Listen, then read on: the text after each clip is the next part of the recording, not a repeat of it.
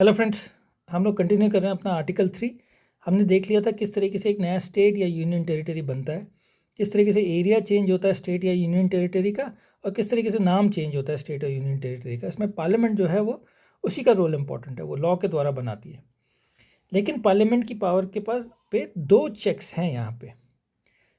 वो दो कंडीशंस या चेक्स क्या हैं कि कोई भी बिल जो है वो either house of the parliament में इंट्रोड्यूस हो सकता है, वो लोकसभा में भी इंट्रोड्यूस हो सकता है, वो राज्यसभा में भी इंट्रोड्यूस हो सकता है, लेकिन उसके लिए रिकमेंडेशन ऑफ द प्रेसिडेंट की हामी भरना, प्रेसिडेंट का यस कहना बहुत ज़रूरी है। तो आप इस बात को समझ लीजिए बिल्कुल अच्छी तरीके से। पहला जो लिमिटेशन है पार्लियामेंट की पावर के लिए, ऐसा नहीं हो सकता कि बिल को लाएँ लोकसभा या राज्यसभा में और उसे पास कर दें, उसके लिए प्रेसिडेंट की रिकमेंडेशन बहुत ज़रूरी है। तो ये पहली लिमिटेशन हो गई पार्लियामेंट के ऊपर। जो दूसरी लिमिटेशन है वो इतनी सीरियस लिमिटेशन नहीं है, वो मॉरल लिमिटेशन ज़्यादा है बजाय लीगल के।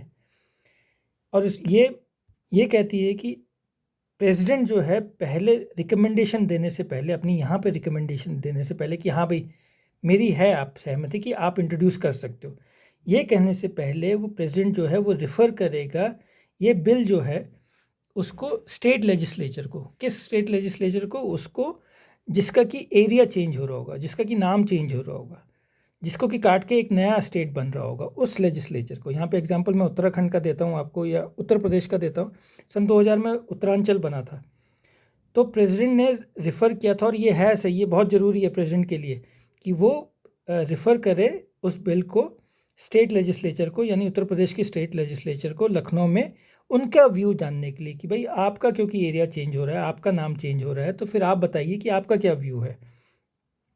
लेकिन ये जो रेफरेंस है प्रेसिडेंट का, ये यूनियन टेरिटरीज़ पे लागू नहीं होता। अगर यूनियन टेरिटरीज़ का नाम चेंज हो रहा है, उनका एरिया चेंज हो रहा है, उनको काट के उनका एक हिस्सा काटा जा रहा है, तो फिर उनके लेजिस्लेचर पे ये बात लागू नहीं होती है, प्रेसिडेंट नहीं भेजेगा उनको। यहाँ पे मैं एग्जांपल देता हूँ आपको पुडुचेरी का। जब पौंडीचेरी का नाम चेंज किया गया तो प्रेसिडेंट ने उसकी असेंबली को नहीं भेजा था रेफरेंस।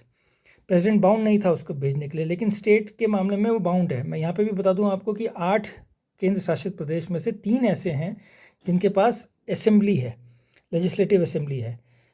एक पौंडीचेरी हो गया, दूसरा दिल्ली हो गया, और तीसरा जम्मू एंड कश्मीर। इनके मामले में प्रेसिडेंट नहीं भेजता है रेफरेंस। लेकिन स्टेट्स के मामले में अगर उनका एरिया चेंज हो रहा हो, नाम चेंज हो रहा हो, या उनका एक भाग काटा जा रहा हो, तो प्रेसिडेंट जो है वो बाध्य है स्टेट लेजिस्लेचर को रेफरेंस भेजने के लिए, उसका व्यू जानने के लिए। अब स्टेट लेजिस्लेचर के पास 3 ऑप्शन है। या तो वो हाँ कर दे, उत्तर प्रदेश के केस में वो बोल दे कि भाई हाँ हमें कोई प्रॉब्लम नहीं है, उत्तरांचल आप बनने दीजिए। या वो ना कर दे कि हमारा एक पार्ट जो है वो कट रहा है, तो हम ना बोलते हैं कि नहीं ऐसा नहीं होगा, उत्तरांचल नहीं बनेगा। या तीसरी बात ये कि ये टाइम लिमिट भी उसमें स्पेसिफाई होती है। प्रेसिडेंट जब रेफरेंस भेजता है तो उसमें स्पेसिफाई कर देता है कि आपको 15 दिन के अंदर, 20 दिन के अंदर, 15 या 1 महीने के अंदर आपको बताना है, अपना व्यू देना है। और अगर वो प्रेसिडेंट चाहें तो वो इस टाइम को बढ़ा भी सकते हैं। तो उतने टाइम में अगर स्टेट लेजिस्लेचर ने अपना ओपिनियन नहीं दिया, वो चुपचाप बैठ गए, तो ये मान लिया जाता है प्रेसिडेंट जो है वो बाउंड नहीं है by the views of state legislature. उसके हाँ बोलने में तो कोई दिक्कत ही नहीं कि उत्तरांचल बनना चाहिए, ठीक हो गया। लेकिन अगर वो ना भी बोलती है स्टेट लेजिस्लेचर, तो भी प्रेसिडेंट जो है बाध्य नहीं है उसका मानने के लिए। अगर वो कुछ ओपिनियन अपना नहीं देती है, टाइम लिमिट है और इस टाइम लिमिट में वो अपने ओपिनियन नहीं देती है, तो भी प्रेसिडेंट को कोई फ़र्क नहीं पड़ता है।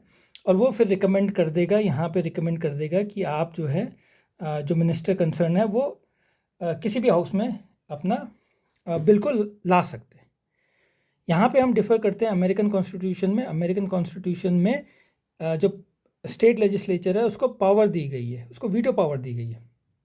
तो अगर सपोज़ के लिए कैलिफोर्निया, उसका नाम चेंज हो रहा है या उसका एरिया चेंज हो रहा है, और कैलिफोर्निया की स्टेट लेजिस्लेचर बोल देती है कि नहीं भाई हमारा नाम नहीं चेंज होना चाहिए, हमारा एरिया नहीं चेंज होना चाहिए, तो फिर नहीं होगा। लेकिन इंडिया में कौन सुप्रीम है इस मैटर में? आर्टिकल 3 साफ कर देता है कि पार्लियामेंट जो है वो सुप्रीम है, और पार्लियामेंट की विल चलेगी, ना कि स्टेट लेजिस्लेचर की विल चलेगी। और इसलिए इंडिया को कहा जाता है an indestructible union of destructible states. हमारी एक्सटर्नल बाउंड्री जो है वो उसको डिस्ट्रॉय नहीं किया जा सकता, लेकिन इंटरनल बाउंड्रीज़ को रीअरेंज किया जा सकता है, और इसमें पार्लियामेंट जो है उसकी मर्जी चलेगी। ये हमारा हो गया 2 चेक, और इन 2 चेक्स को आप बहुत अच्छी तरीके से, 2 कंडीशंस को आप बहुत अच्छी तरीके से पढ़ लीजिए। और आर्टिकल 3 हमारा कंप्लीट हो गया है, लेकिन अभी हमें आर्टिकल 4 भी करना है। जब हम वो कर लेंगे तो फिर हमारा आर्टिकल 2 और आर्टिकल 3 हमारा कंप्लीट हो जाएगा। Thank you.